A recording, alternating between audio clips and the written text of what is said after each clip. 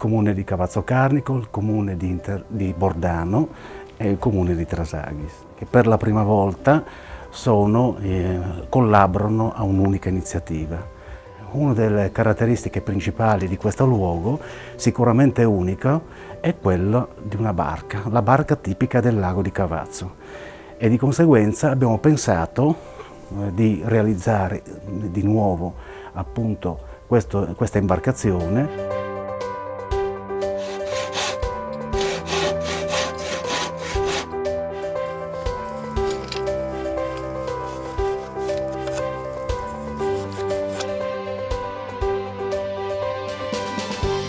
Il mio ruolo in questo laboratorio è in qualità di maestro d'ascia, quello di realizzare un'imbarcazione tradizionale. Si tratta in questo caso, come vedrete, di una barca in legno.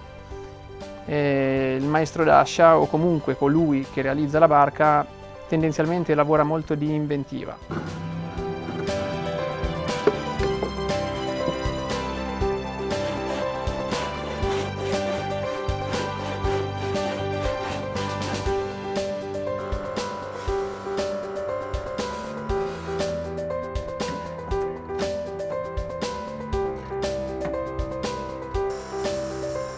E naturalmente alcune persone che erano informate si sono fatte vedere naturalmente, ed è stata comunque almeno dal loro report, dal loro resoconto, si è capito che in effetti anche loro pensavano una cosa e invece realizzare una barca, per quanto sia una barca piccola e semplice, è comunque una bella sfida, insomma, ecco.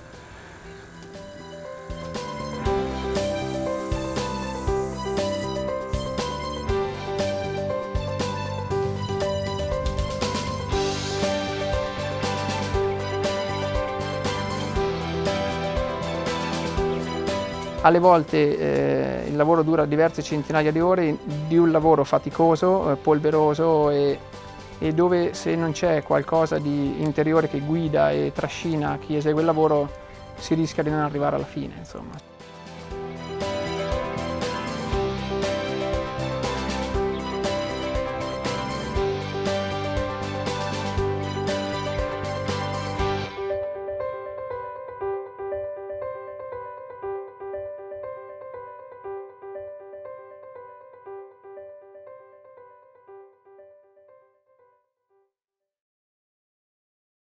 Secondo me qualcuno potrebbe costruirsi una barca da solo, quindi no.